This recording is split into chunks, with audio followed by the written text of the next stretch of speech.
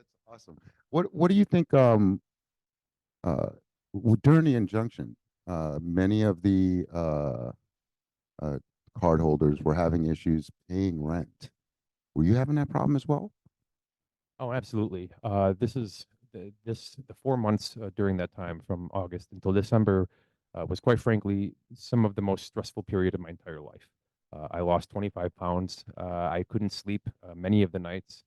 Uh, the fact that the state was frozen and was no longer responding to phone calls or emails or anything due to the injunction did not stop our contractual obligations. I was personally liable as a personal guarantor on our commercial space. So I was watching my life savings evaporate in front of my eyes with no end in sight. So it was exceedingly stressful. I am very sympathetic to the many cards who had trouble paying their rent. I was one of them.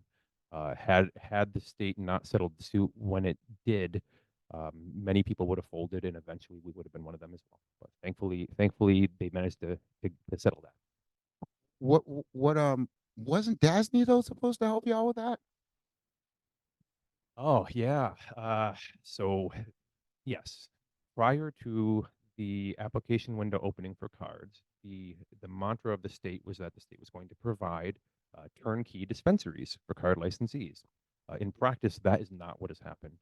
Very few licensees have actually been provided with a turnkey site. Those that have took a long time. The terms were iffy at some point. Sometimes they didn't arrive at all. Sometimes they eventually did. Um, but far fewer than the 150 estimated dispensaries have actually been handed out. It was unclear whether we were going to be in the group of 150 eligible. And in fact, even to this day, we still do not know if we would have been eligible for a DASNY site. At some point, though, the state said, as a means of accelerating the rollout of the retail side of the supply chain, that they were going to allow people to try and find their own funding and find their own location and then open that way rather than waiting for DASNY. Once they made that announcement, and then having spoken with the people who were in the process with the DASNY site, it became very clear that it would be a poor business decision for us to wait and to hope that we would end up with a site. So we decided we would move forward as quickly as we could, and that's what we did. Where do you see uh, freshly baked in the Bronx? I mean, in this market, where do you see freshly baked in this market?